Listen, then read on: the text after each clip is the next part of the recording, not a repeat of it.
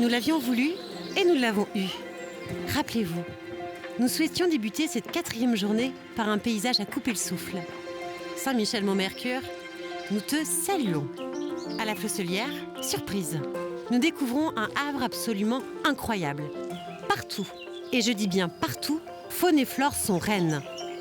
Le chemin nous a conduits alors à Martine, qui tient à porter toutes les actions de ce centre permanent d'initiative pour l'environnement, autrement dit un laboratoire d'idées et de ressources dédié à notre mère nature. Alors Pierre-Yves, quelle est ta fonction toi dans ce CPIE? Tu es bénévole, tu es salarié, double casquette? Alors pas double casquette, je suis salarié. D'accord. On est une équipe de 12 salariés ici. Ah quand même. Voilà, avec des métiers très différents, mais tous en lien avec l'environnement et l'éducation à l'environnement.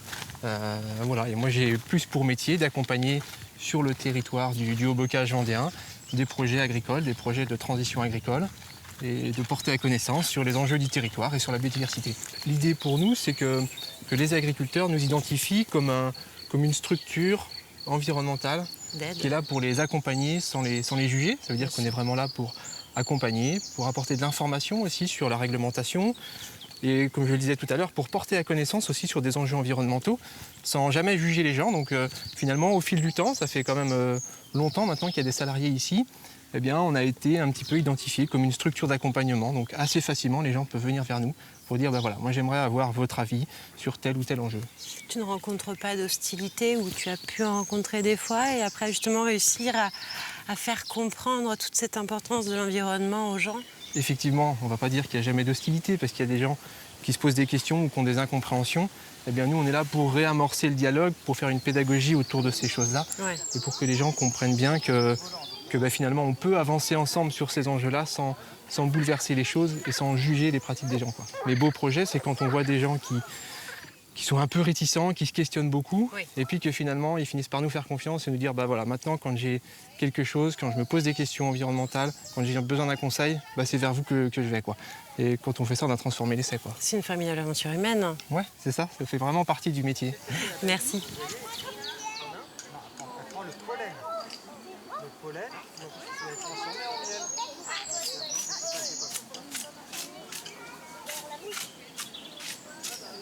Pierre-Yves, est-ce qu'on pourrait dire aujourd'hui que le CPIE est un conservatoire?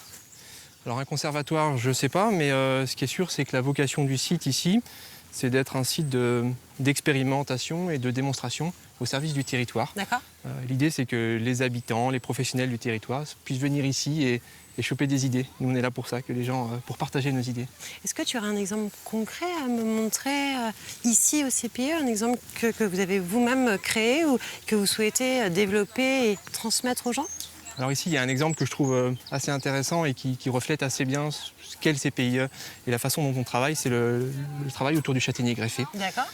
Donc le châtaignier, je ne sais pas si tu connais son histoire. Il va falloir que tu me l'expliques, parce que je te dis d'accord, mais j'aimerais bien en savoir davantage. Ok. En fait, pour faire très simple, au 19e siècle, il y a eu énormément de châtaigniers qui ont été greffés ici. Principalement, alors ici, quand je dis ici, c'est sur le Haut-Bocage vendéen, principalement pour nourrir les habitants, c'est-à-dire que c'était vraiment un enjeu très fort de nourrir la population, et donc il a été greffé des châtaigniers massivement. Et donc c'est des arbres comme cet arbre-là qui ont souvent des silhouettes très très jolies, sauf que depuis 100 ans, il n'a pas été greffé de nouveaux châtaigniers. Et donc l'idée pour nous, on travaille sur ça depuis 2015, c'était de se réapproprier le savoir-faire de greffage, de le transmettre aux gens, il y a toujours l'idée de la transmission, pour peut-être, pour au moins garder nos variétés locales. Bien sûr. Et l'autre enjeu, là où c'est un projet très transversal, c'est qu'il y a une biodiversité associée aux châtaigniers. Il n'y a pas simplement le côté alimentaire de la châtaigne, il y a aussi plein d'insectes qui vivent dans ces châtaigniers, qui sont des insectes protégés. Donc on est à la croisée là, de nos métiers, entre la conservation de la biodiversité, le paysage et l'alimentation. Donc ici, tu vois, on a des exemples de 3 châtaigniers qui ont été greffés il y a 4-5 ans. D'accord. Donc voilà, ils ont été greffés comme le tout petit que vous avez pu voir tout à l'heure. Et ça y est, c'est parti, la relève est assurée.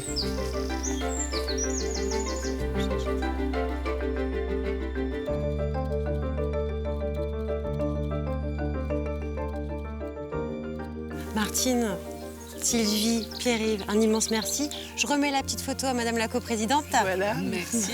Et puis surtout, bon courage pour la poursuite de vos missions. Continuez cette belle histoire du CPIE et puis à bientôt, j'espère. À bientôt. Au revoir. Au revoir. À bientôt. Je repars heureuse. Heureuse puisque complètement ressourcée. Merci Pierre-Yves, Sylvie et Martine. Merci pour vos engagements. Profitons de notre passage dans le Haut-Bocage pour découvrir la charmante Flosselière, un bourg pittoresque conservant un riche patrimoine bâti.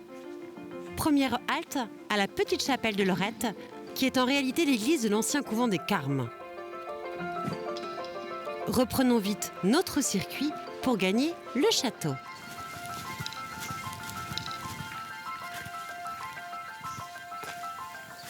Visite du parc de 14h à 18h. Ok. Salut le chien. Donc vous avez là, donc en contournant le donjon, on a ce qu'on appelle le jardin français. Oui. Qui est, donc vous allez voir, il y a une très très belle vue. En fait, à l'époque, c'était parce que là, le château, il a 3 époques différentes. Ça commence au Moyen-Âge, on a aussi la Renaissance et puis la Révolution.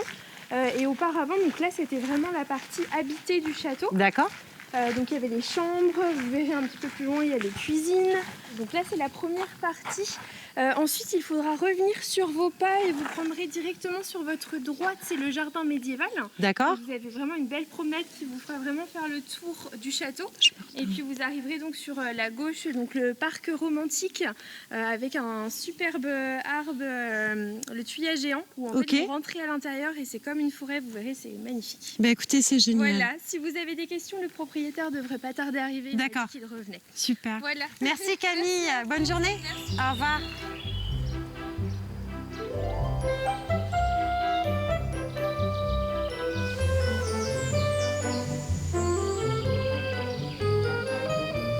Attends, elle est bien cachée comme cette entrée. Allez. Non, mais c'est incroyable.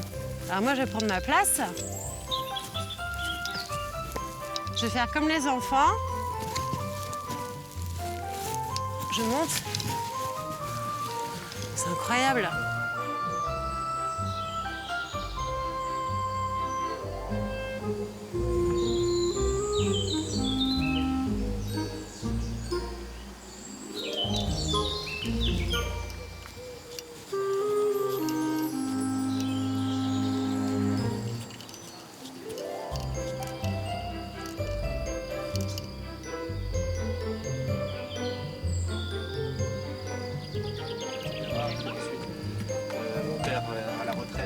Merveille architecturale, jardin splendide et parc remarquable. Le site de la Flosselière n'a pas son pareil. Une tour maîtresse, un donjon, un escalier, une marche, 2 marches, 3 marches, encore et toujours plus de marches. Mais vous savez quoi, sincèrement? Je crains de perdre Stéphane. On y va vite? Go!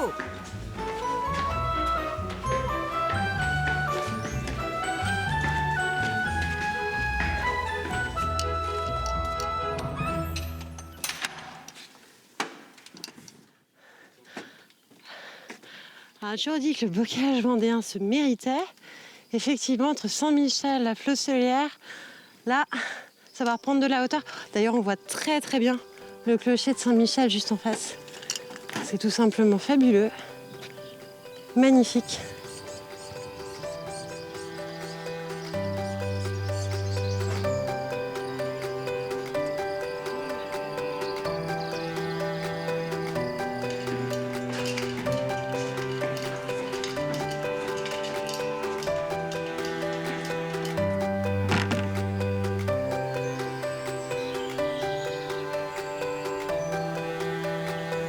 Puis là, ici, quand vous redescendez vers l'étang, vous avez donc ce chemin qui remonte ici. Qui va jusqu'au logis de la Geoffrotière. Ouais. Voilà. Et là, vous avez un ancien lavoir, une bambouserie, un ruisseau. Écoutez, monsieur Vignal, voilà. Un immense merci. Très belle journée. Ben, Bel été aussi. Eh ben, j'espère pour vous aussi. Nous sommes charmés, conquis. Merci, monsieur Vignal. Merci de nous avoir dévoilé toutes vos richesses. Splendide. Reprenons vite le chemin. Direction les Châteliers Châteaumur. Je crois que nous sommes sauvés pour le ravitaillement, Stéphane, parce que j'aperçois une petite épicerie, charcuterie, traiteur, les saveurs de Tom. Donc on va y rentrer pour voir toutes les bonnes choses.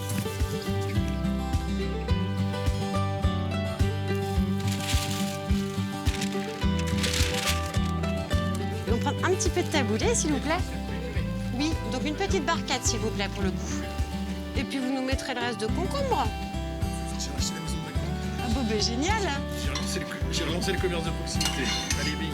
Stéphane, t'es plus jambon de Vendée, jambon d'Auvergne, jambon blanc? Allez, le Vendée. Restons vendéens. Et un petit endroit calme pour aller manger à l'ombre. Au Lavandière. Au Lavandière. Au Lavandière. On reprend la route Ouais, vous prenez la route et puis après sur la gauche. Ok. Bon, ben merci. Merci beaucoup. Au revoir. Merci, merci.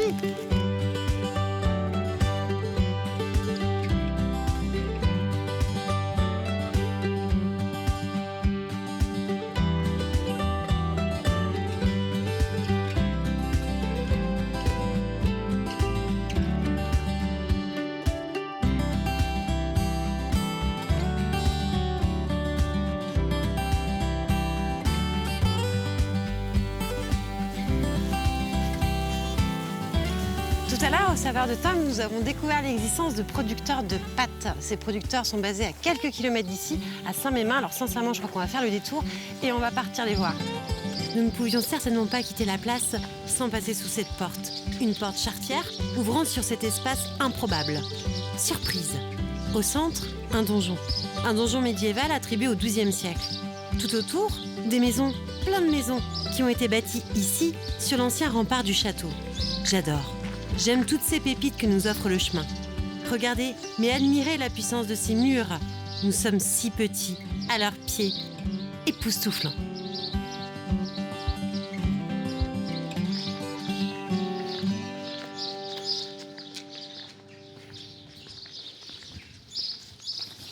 Allez, c'est bon, on est arrivé. Producteur de pâtes et de farine, la Rambaudière Saint-Mémin. Je pense qu'on ne s'est pas trompé d'adresse. Allez. Bonjour. Bonjour. Enchantée Marion. Charlotte. Enchantée Charlotte. Enchantée également. Alors, on se permet de venir vous déranger peut-être. On a découvert vos produits au Châtelier Châteaumur, au Saveur de Tom. Eh bien, voilà, nous, c'est Épicœur ici et on transforme les céréales de l'exploitation de notre ferme, de notre production. Toutes les céréales sont produites ici à Saint-Mémin. Voilà. Et ensuite, les pâtes sont fabriquées au même endroit, toujours à la Rambaudière. Oui, on voulait maîtriser la chaîne de A à Z, donc on s'est équipé d'un moulin, voilà, d'une machine à pâtes, enfin voilà. Vous acceptez de nous montrer tout ça, bien Charlotte? sûr, allez-y. Ah, on vous suit. Alors là, je vais vous montrer le moulin, parce que c'est toujours agréable de découvrir. C'est un moulin que, du coup, un monsieur du Tarn nous a fabriqué. C'est devenu un ami. Voilà. Donc la prochaine étape, c'est la farine de l'autre côté que l'on récupère. Voilà. Et la farine, elle arrive ici. C'est ça qui est directement. Elle traverse le mur. Même avec le masque, on a l'odeur quand même qui monte. Voilà. Donc une farine de blé tendre, semi-complète. On garde quand même une bonne partie des qualités de la farine du blé. Alors, qu'est-ce qu'il y avait ici, Charlotte, avant la création d'Épicœur? Donc une ferme laitière. Une ferme laitière. Voilà. Aucune céréale. Des céréales pour l'alimentation Pour les animale. animaux, bien sûr. Mais pourquoi avoir choisi, à un moment donné, de passer le cap? Pourquoi vers les Parce pâtes? que ça allait pas trop, la production laitière. C'est mon mari qui est installé avec son père. Il a vécu la crise du lait, voilà, l'investissement aussi pour les mises aux normes, etc. Enfin, très, très lourd. Et puis, du coup, on a cherché un petit peu une niche, quelque chose pour s'en sortir. Et puis, surtout, vraiment, il voulait redécouvrir son métier, c'est-à-dire... pourquoi j'ai choisi d'être agriculteur? Pour nourrir les gens, en fait. Oui. Et on se rend compte qu'aujourd'hui, les agriculteurs, ils ne maîtrisent pas le produit. C'est envoyé en coopérative et pouf, ça se perd.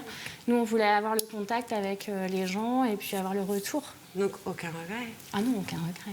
Est-ce qu'on peut voir un petit peu toute votre production, Charlotte, tout ce que vous pouvez présenter en boutique? Merci. Attention, baissez bien la tête un petit moment parce que... C'est ça, l'odeur est extraordinaire quand même. Oui. Même avec le masque. Alors là, on est en train de travailler des risettes à la menthe. C'est ça. Ah, mais c'est peut-être pour ça. Peut-être pour ça. Donc voilà, Donc là, ce sont des risettes. Là, ce sont des risettes. Donc celle-ci, elles sont nature, mais on commence à sentir la menthe parce qu'on l'a préparée. Et alors le sarrasin, l'épeautre, les gens reviennent vraiment sur... Oui, alors l'épeautre, clairement, on est en rupture depuis le mois de janvier. C'est vrai. Voilà, c'est là aussi où c'est intéressant parce qu'on peut expliquer, voilà, nous on est en rupture, on n'a pas une production non plus folle, donc on fait avec ce qu'on a et... Quand il n'y en a plus, il faudra attendre la prochaine récolte. Donc ça s'explique et puis voilà, c'est aussi un échange là-dessus. C'est à nous aussi d'aller expliquer. Complètement. On consomme avec les saisons et je pense que les gens comprennent parfaitement. Et le petit dernier des piqueurs, le dernier produit que vous avez pu créer? Donc la moutarde. La moutarde. Eh oui, la moutarde. Pas des pâtes donc. Voilà, on a changé, on est parti sur de la moutarde. Alors comment fabrique-t-on la moutarde? Alors c'est parti. Vous m'amenez là? Eh oui. Donc là, on va faire de la moutarde nature et de la moutarde au miel. Quels sont vos premiers retours de vos consommateurs? C'est fort. C'est fort. Ça pique. Elle s'appelle Epipic. Vraiment, ça pique. Epipic. C'est vrai que ça prend au nez. Mais enfin, nous, on aime beaucoup les choses qui ont du goût. Oui, et on souhaitait garder un peu de corps à cette moutarde, parce qu'on a l'habitude communément manger une moutarde, c'est comme on mangerait une mayonnaise, quoi. Mais c'est peut-être le problème aussi des moutardes industrielles. En fait, c'est réapprendre encore une fois le consommateur le goût des choses, quoi. Oui, c'est ça.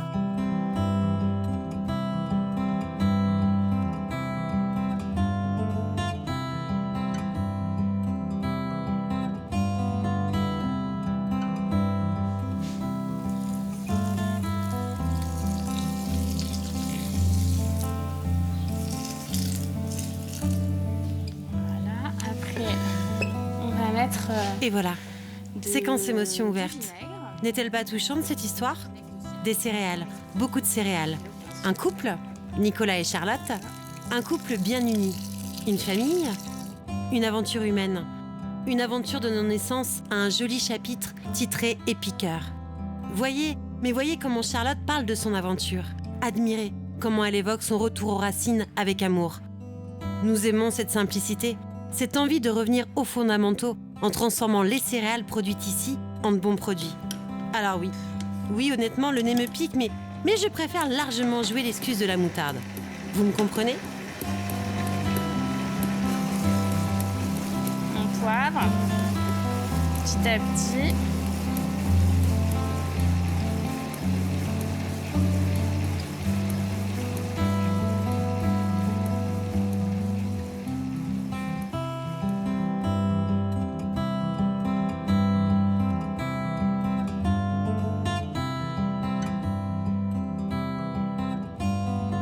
Charlotte, est-ce qu'en 2013, quand vous vous êtes lancée, quand vous avez osé l'aventure, parce que il fallait être courageux quand même, est-ce que vous aviez imaginé ce que serait Épiqueur 10 ans après?